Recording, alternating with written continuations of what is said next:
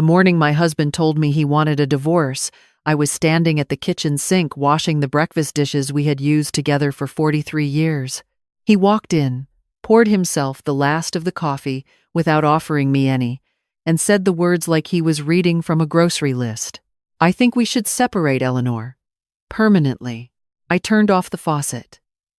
I dried my hands on the blue dish towel I had bought at a craft fair in Vermont the summer our youngest was born. I looked at him, this man I had loved since I was 24 years old, and I said, He blinked. He had clearly been expecting tears, or shouting, or at the very least a question. What he got was me folding the dish towel neatly over the oven handle and walking out of the kitchen to call my sister. What my husband didn't know, what no one knew yet, was that I had been waiting for this conversation for 11 months, and I had not been idle. Let me go back to the beginning, because none of this makes sense without it. My husband and I met in 1981 at a hospital fundraiser in Columbus, Ohio. I was a newly licensed, registered nurse. He was a junior accountant at a regional firm, handsome in a quiet way, the kind of man who remembered your birthday and held doors open without being asked. We married 2 years later. We raised 3 children in a house with a big oak tree in the backyard that my husband planted the year our first daughter came home from the hospital. We built a life the way most people do, slowly, imperfectly, with more love than sense some years and more sense than love in others. When he retired at 66, I was still working part-time at a pediatric clinic. I enjoyed it. He did not enjoy me enjoying it. Small comments began, almost imperceptible at first. "You're never home. You care more about those patients than you do about me." I thought retirement meant we'd spend time together. I tried to compromise. I cut my hours. I planned trips. I organized dinners with friends he had always claimed to like. Nothing was ever enough. What I did not understand then, what I only understood much later, was that the complaints were not about me being gone too often. They were about me not noticing what he was doing while I was away. I first found out about her on a Tuesday in April, almost a year before that morning at the kitchen sink. I had come home early from the clinic, a migraine cutting behind my left eye, and I found a text message face up on the kitchen counter from a number I didn't recognize. My husband had forgotten his phone when he went to the garage. The text said simply, "Miss you already. Last night was everything." I stood there for a long time. I did not scream. I did not cry. Not then. Something cold and very precise settled into the center of my chest, the way it used to when I was a young nurse and a situation in the ER went wrong and panic was a luxury no one could afford. You assess. You act. You feel later. I photographed the screen with my own phone. I put his phone back exactly where it had been. I went upstairs, took 2 aspirin, lay down until the migraine passed. And when my husband came back inside that evening, I made dinner and asked him about his day. He told me about his day. He smiled at me across the table. He said the chicken was delicious. I smiled back. That night, after he fell asleep, I sat in the small office at the end of our hall, and I began to think very carefully about the last 3 years of our finances. My husband had managed our money our entire marriage. This had seemed practical once he was the accountant. After all, but sitting in that dark office at 2 in the morning, I realized I had been thoughtlessly trusting in a way that made my stomach turn. I knew the general shape of our assets. The house, paid off. A rental property we had purchased in 2019 inches.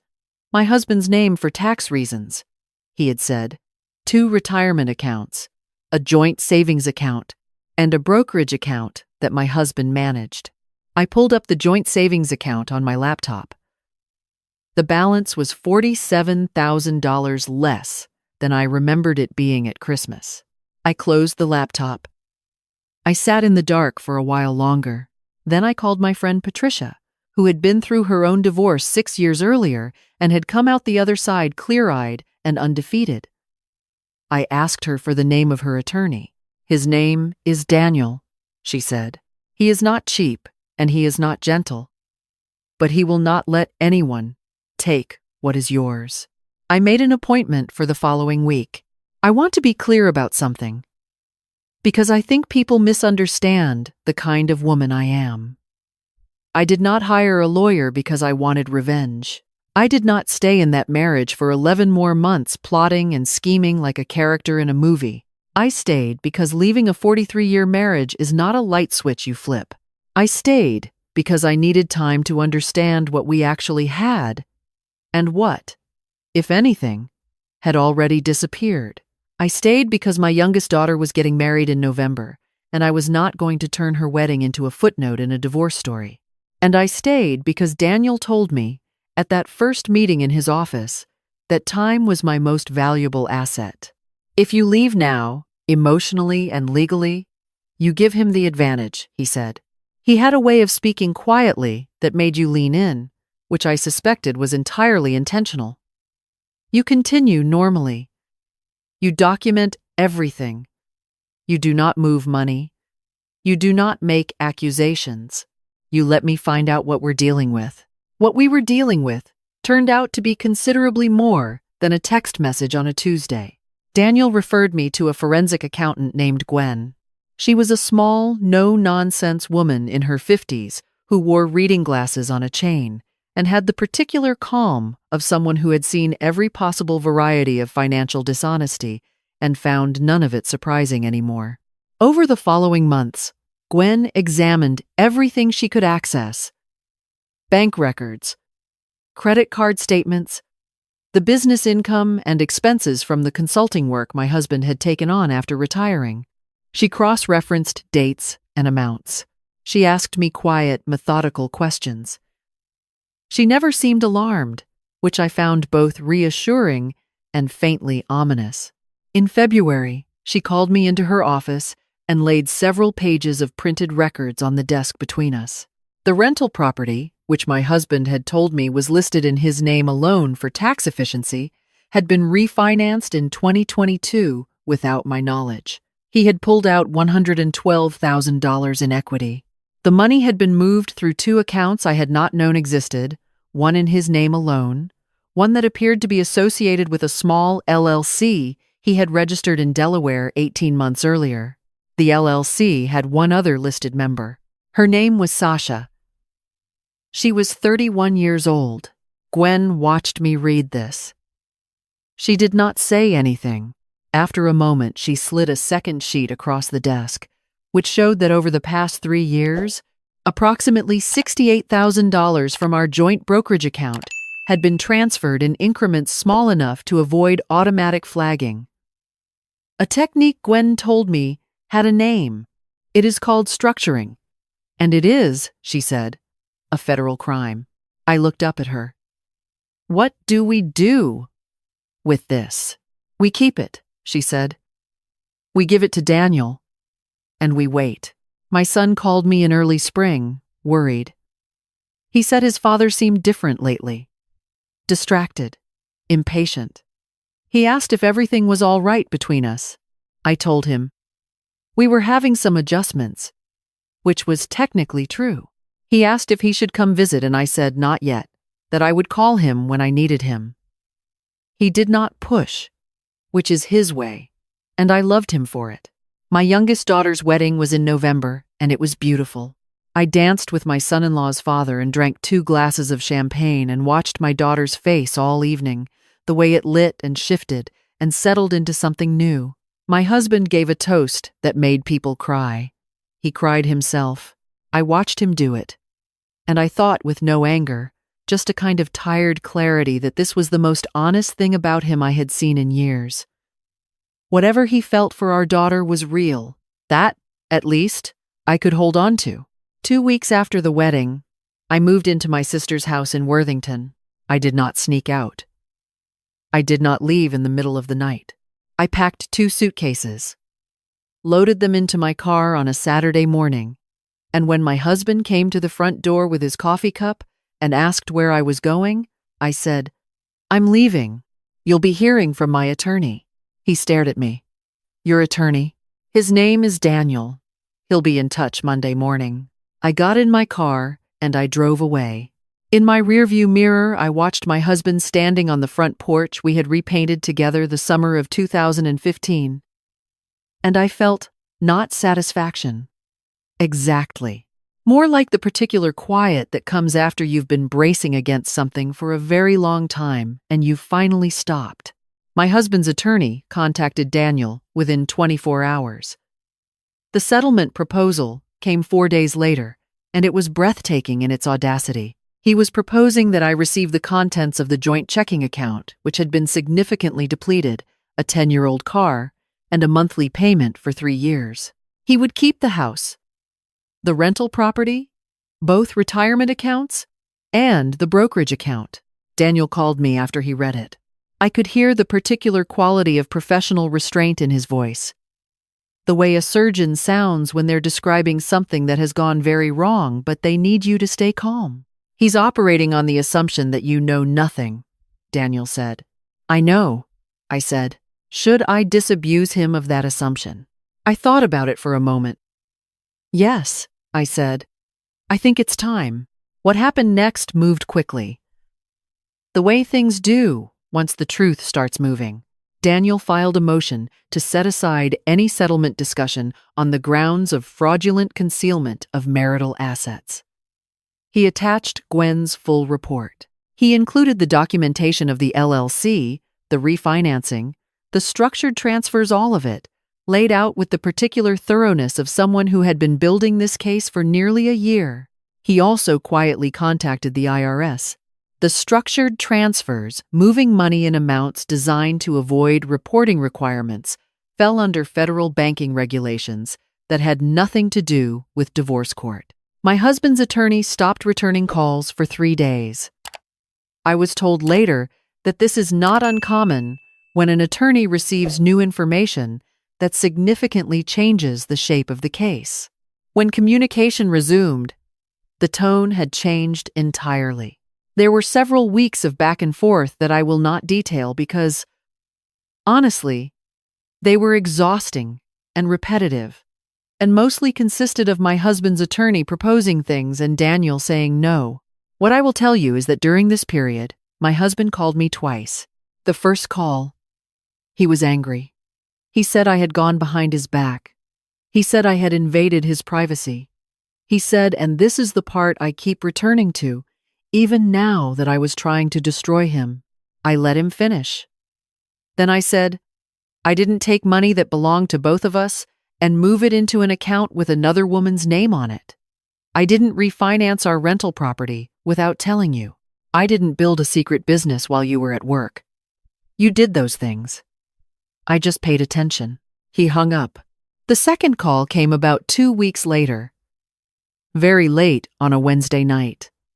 He sounded different, quieter, older, somehow, in a way that had nothing to do with his actual age. He said, I didn't mean for it to get like this. I said, I know. He said, I don't know what I was thinking. I sat with that for a moment. Then I said, I can't answer that for you, but I hope someday you figure it out. And I said goodnight and I hung up. And I sat in my sister's spare bedroom, and I cried for the first time since April of the year before, not for the money, not for the betrayal, but for 43 years and an oak tree in a backyard, and a man I had genuinely loved, who had somehow become someone I did not recognize. I allowed myself that night to grieve it. In the morning, I got up and I moved forward. The final settlement took 4 months to negotiate. I received the house, which I chose to sell, because it was too large and too full, and my full share of both retirement accounts, which the court ordered recalculated to account for the amounts that had been improperly moved.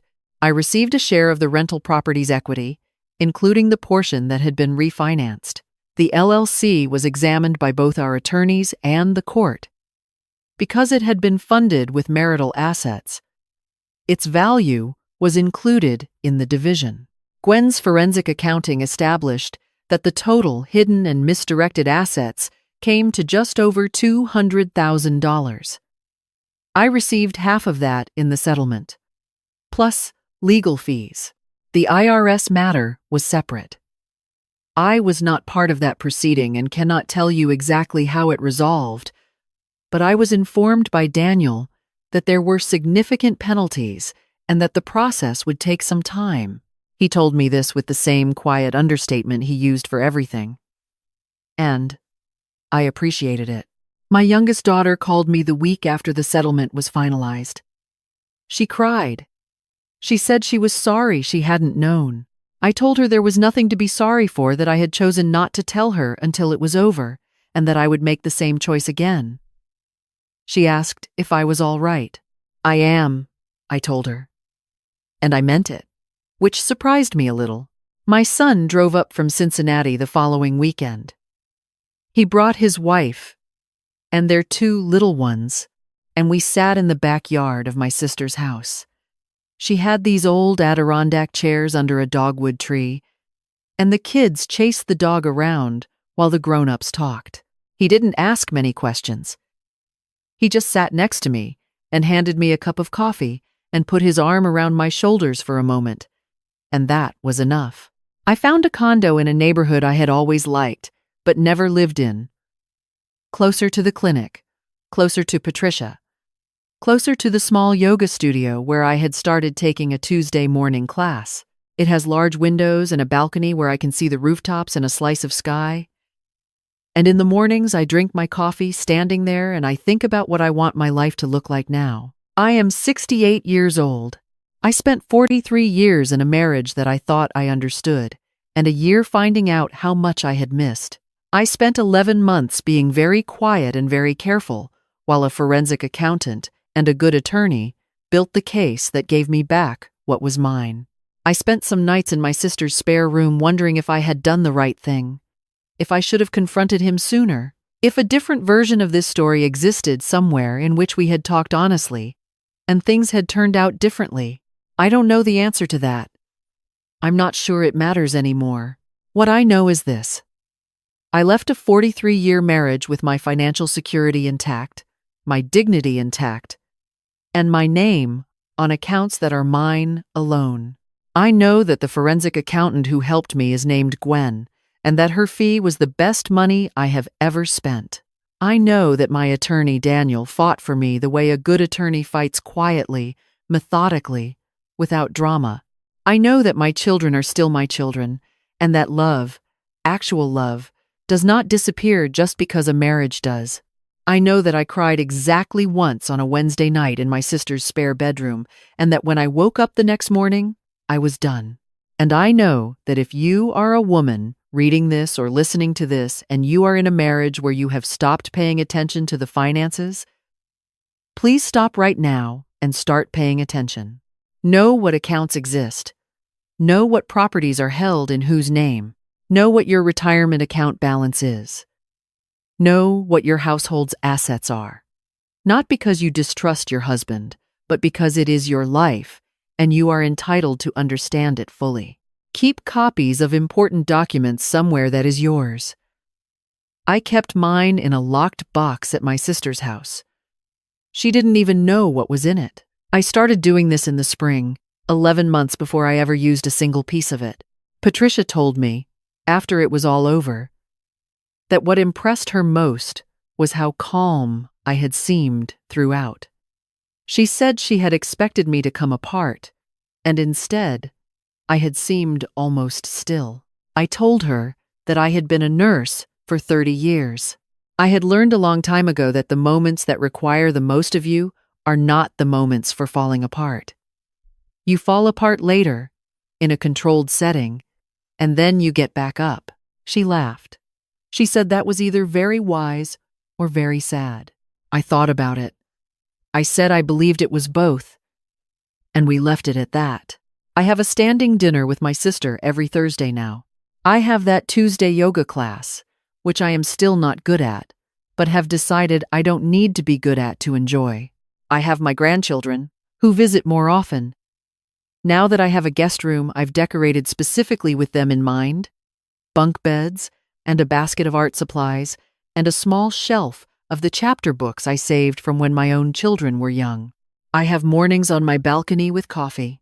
I have the knowledge that when something was taken from me quietly, over years, I found it. I documented it. I reclaimed it. Without rage, without performance, without anyone knowing until I was ready for them to know. My husband chose to betray a woman he had known for 45 years, assuming she would be too trusting, or too frightened, or too grief-stricken to look closely at the details.